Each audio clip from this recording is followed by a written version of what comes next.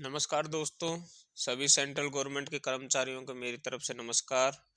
मैं YouTube channel जेकाल genius से पीके यादव आपका हार्दिक स्वागत करता हूं। आज हम देखेंगे कि जो हमारा डी है जनवरी 2024 का, इन जनवरी 2024 का कितना परसेंट होने वाला है। तो देखो, जो आंकड़े अभी तक जारी किए हैं श्रम मंत्रालय द्वारा, वो जारी किए नवंबर 2023 तक के। ठीक है, कब तक के? नवंबर 2023 तक के हमारे पास क्या आ चुके हैं? आंकड़े आ चुके हैं। कौन सा मंथ बचा हुआ हमारे पास? दिसंबर 2023। इसी आधार पर हम क्या करेंगे? डीए की कैलकुलेशन करेंगे और इसी आधार पर गवर्नमेंट हमारी जो है, सेंट्रल गवर्नमेंट हो चाहे हमारी स्टेट गवर्नमेंट हो, वो हमारे डीए का क्या करती है? निर्धारण करती है। मैंने आपको पिछली वीडियो में बताया था कि डीए का कैलकुलेशन गवर्नमेंट कैसे करती है, वो हमारा वीडियो आप देख सकते हो। उससे पहले जो मैंने वीडियो बनाई थी कि जब 50% डीओ होगा तो हमारे कौन कौन से अलाउंसेज हैं जो इंक्रीज करेंगे, उसके ऊपर भी मैंने क्या है वीडियो बनाई हुई है। आप हमारे यूट्यूब चैनल पर जाकर इसके बारे में देख सकते हैं। हो सकता है मैं डिस्क्रिप्शन में या आई बटन में मैं लिंक दे दूं, वहां जाकर भी आप शॉर्ट में देख सकते हैं। तो सबसे बड़ी चीज क्या है, आज हम देखेंगे कि हमारा जो डीए है जनवरी 2024 में कितना लागू होने वाला है। तो ये पिछली वीडियो हमारी देखना बिल्कुल ना भूले, डीए का कैलकुलेशन कैसे करते हैं और 50% डीए होने के बाद हमारे कौन कौन से अलाउंसेज बढ़ने वाले हैं। तो ये दोनों वीडियो जो आप बिल्कुल देखना ना भूलें। अभी मैं आपको एक शॉर्टकट तरीका बताता हूँ डीए कैलकुलेशन का। आपको उस फॉर्मूले का यूज नहीं करना है जो मैंने पिछली वीडियो में बताया था। मैं आपको एक वेबसाइट का नाम बताता हूँ, वहां जाके आप डायरेक्ट क्या कर सकते हैं? वेबसाइट पर विजिट कर सकते हैं और वहां से आप आंकड़े एकत्रित कर सकते हैं। तो जो मैं सबसे पहले आपको मैं बताना चाहूँगा, मैं आपको उस वेबसाइट का नाम बताना चाहूँगा। ठीक है, उस वेबसाइट में आपको ले जाना चाहूँगा। तो ये वेबसाइट है हमारी IGEcorner.com। ठीक है, तो यहाँ पर आप देख सकते हो, जैसे हम इस वेबसाइट को खोलेंगे तो यहाँ पर आपको देखने को मिल रहा होगा अभी कि जो नवंबर मंथ का जो डाटा है यहाँ अपडेट कर दिया गया है। नवंबर मंथ का यहाँ आपको देखने को मिल रहा होगा, नवंबर में 139.1 ये हमारा क्या निकल के आया है? CPI। पिछली वीडियो में मैंने आपको बताया था जो हमारा डीए का निर्धारण है वो किस पे किया जाता है? CPI पे किया जाता है। और दूसरा जो इंडिया के अंदर जो इंडेक्स होता है वो होता है WPI। ये महंगाई निकालने के दो हमारे पास इंडेक्स है इंडिया के अंदर। CPI तो होता है कंज्यूमर प्राइस इंडेक्स, यानी C से कंज्यूमर, P से प्राइस, I से इंडेक्स। WPI होता है होलसेल प्राइस इंडेक्स। ठीक है, शॉर्ट में हम इसको समझना चाहें तो हम इसको बोल सकते हैं जिस रेट पर हमको सामान मिलता है उसको बोलते हैं कंज्यूमर प्राइस इंडेक्स, और जिस कीमत पर सामान दुकानदार को मिलता है उसको बोलते हैं WPI। ठीक है, होलसेल प्राइस इंडेक्स। तो ये कुछ एक छोटी मोटी बातें हुई। इसके अलावा आप अगर हमारा पिछला वीडियो नहीं देखेंगे डीए का कैलकुलेशन कैसे होता है, उसमें मैंने पूरा तरीके से बताया हुआ है कि CPI क्या होता है और WPI क्या होता है और हमारा जो डीए किस पर कैलकुलेशन किया जाता है और गवर्नमेंट किस आधार पर हमको, केंद्रीय कर्मचारियों को या स्टेट गवर्नमेंट है जो हमको डीए देती है। तो नवंबर 2023, देखो इसमें छोटी सी एक महत्वपूर्ण बात मैं यहाँ पर बताना चाहूंगा कि मान लीजिए कि हमको अक्टूबर 2023 का इंडेक्स चाहिए CPI का, तो कब जारी होगा? वो जारी होता है नवंबर की 29 तारीख को। और नवंबर मंथ का चाहिए तो होगा दिसंबर 29 को, और दिसंबर का चाहिए तो वो होता है जनवरी 29 को।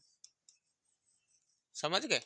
तो दिसंबर मंथ का हमारे पास जो CPI आएगा वो कब आएगा? 29 तारीख को आएगा। वो नज़दीक ये डेट जब आएगा तो हमको पता चल जाएगा, लेकिन हम इस आधार पर चेक करना चाहेंगे कि जो हमारा महंगाई भत्ता है CPI के आधार पर कितना बढ़ने वाला है। गवर्नमेंट किस आधार पर डिसाइड करती है? तो गवर्नमेंट डिसाइड करेगी किसके आधार पर? CPI के आधार पर। हमारे पास में ये आंकड़ा नवंबर 2023 का, ये हमारे पास CPI है 139.1 और यहाँ पर हमारा डी है 49.68। अभी तक जो हमारा डी है वो कितना है? 46% चल रहा है।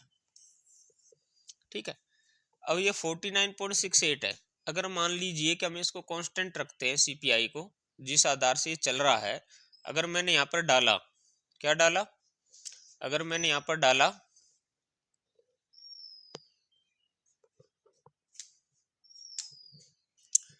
मैंने यहाँ पर डाला सीपीआई का आंकड़ा कि कांस्टेंट रहता है, महंगाई रेट बढ़ती नहीं है और इसी समय यानी स्थिर रहती है महंगाई। तो हम देखते हैं यहाँ पर कि मैंने आंकड़ा यहाँ पर डाला कितना, सेम नवंबर मंथ का, तब हमारा आंकड़ा कितना जाता है, तो हम देखेंगे कि कितना जाने वाला है हमारा।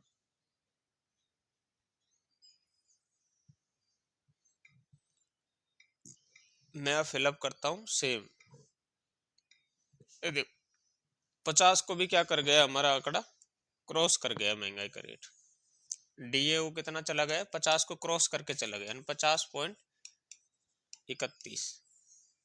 ठीक है, अगर ये थोड़ा सा इंक्रीज कर जाता है या कम भी रह जाता है, मान लेते हैं हम पहले देखते हैं कम रह जाता है, तो कम रहने की स्थिति में क्या होगा, तो कम रहने की स्थिति में हम देखेंगे कि कम रहने की स्थिति में क्या होता है। इतना तो फिक्स है कि 50% तो हमको मिलने वाला है, लेकिन हम इसमें अपनी तसल्ली के लिए देख लेते हैं अगर 50 से कम रहता है तो क्या होगा। मान लीजिए मैं आंकड़ा लेता हूँ 139 भी नहीं लेता हूँ, एक कम भी हो जाता है तो 138 ले लेता हूँ मैं। वैसे तो महंगाई रेट इंक्रीज की है, लेकिन फिर भी 50 को ये क्या कर रहा है, क्रॉस कर रहा है।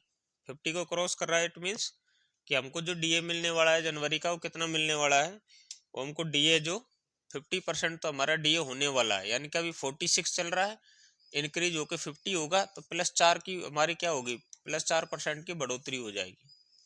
ठीक है, तो इस प्रकार से कैलकुलेशन किया जाता है डीए का।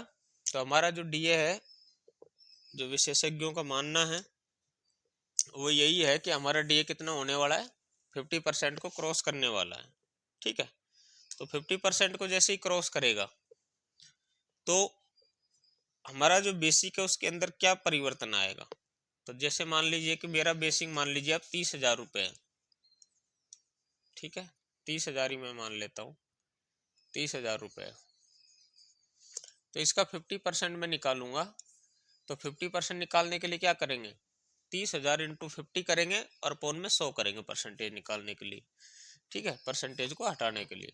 तो मैं 2 जीरो से 2 जीरो निकाल दूंगा इसमें, और 15,000 रुपये मेरा बेसिक में क्या हो जाएगा, डीए ऐड हो जाएगा।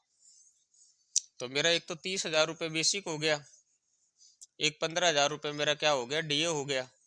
तो 45,000 रुपये मेरी सैलरी इस समय बिना अलाउंस के हो जाएगी।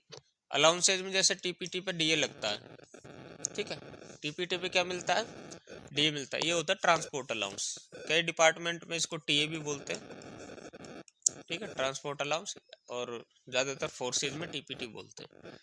तो टीपीटी मान लीजिए सिटी के हिसाब से मेरे को मिलता है, तो मुझे मान लो 1,800 रुपये मिल रहा है, तो इसका 50% तो 900 रुपये इसमें इंक्रीज हो जाएगा, तो 2,700 रुपये मेरा टीपीटी हो जाएगा। ठीक है, सिटी के हिसाब से टीपीटी डिसाइड होता है, और वही आचार्य का रूल है। ठीक है, तो ये सब इन्फॉर्मेशन थी आपके लिए। और 29 तारीख को, जैसे ही जनवरी 29 को सीपीआई के आंकड़े जारी होंगे, तो मैं नई वीडियो बना के आपको मैं एग्जैक्ट जो डीए मिलने वाला है उसकी मैं बता दूंगा कि 50% मिलने वाला है या फिर 51% मिलने वाला है, या तो 4% इंक्रीज करेगा या फिर 5% इंक्रीज करेगा। और नेक्स्ट वीडियो में आपको बताऊंगा जो हमारा कायराड मेथड है उसके हिसाब से हमारी जो बेसिक है, तो बेसिक के अंदर में डी कम मर्ज होगा। ठीक है, वैसे 70% जब हमारा डी हो जाएगा तो कायराड मेथड के अकॉर्डिंग हमारा क्या होगा, जो डी है जो बेसिक के अंदर ऐड कर दिया जाएगा। तो ये सब वीडियो देखने के लिए आप हमारे यूट्यूब चैनल को सब्सक्राइब कर सकते हैं, वीडियो को अधिक से अधिक शेयर कर सकते हैं। आज के लिए बस यही न्यूज़ थी कि जो हमारा डीए है वो कितना बढ़ने वाला है जनवरी में, और हमारी सैलरी कितने बढ़ने वाली है। आपको एक छोटा सा फॉर्मूला मैं बता देता हूँ कि डीए, किसी का भी डीए हो, उसकी बेसिक में कैसे ऐड होता है। तो जैसे अभी हमारा 46% चल रहा है, जनवरी में 50% होने वाला है। मान लीजिए कोई नया भर्ती लड़का है, वो ग्रुप डी में भर्ती हुआ, उसका जो बेसिक है 18,000 रुपये है, और उसका डीए कितना 50% है, तो हम सीधा निकालेंगे 50, 18,000 का 50% अपन में 100, 2 जीरो काट देंगे, तो ये हो जाएगा 1 जीरो 2 जीरो, और 18 दूना 36, 18 तिया 54, 18 चौके 72, 18 पंजे 90, ये हो गया आपका 9,000 रुपये। तो हम 9,000 को क्या करेंगे 18 में 18,000 में ऐड करेंगे तो 27,000 रुपये उसका क्या हो जाएगा, DA प्लस में बेसिक हो जाएगा। उसके अलावा अलाउंसेज अलग अलग होते हैं, हर डिपार्टमेंट के अलाउंसेज क्या होते हैं, अलग अलग होते हैं। अपने डिपार्टमेंट के हिसाब से वो अलाउंसेज को उसमें लगा सकते हैं। जैसे TPT हो गया, HRA हो गया, ये हर डिपार्टमेंट के क्या होते हैं, सेम होते हैं। तो इनको आप ऐड कर सकते हो अपने उसमें बेसिक में, उसकी टोटल सैलरी ग्रोस सैलरी निकल करके उसमें आ जाएगी। तो ये DA कैसे ऐड होगा ये मैंने आपको बताया, ठीक है। अगर हम आपको हमारी वीडियो जो आपको लगी हो कि इंफॉर्मेटिव है तो हमारे चैनल को सब्सक्राइब और वीडियो का अधिक से अधिक शेयर करना बिल्कुल ना भूलें। थैंक यू, धन्यवाद।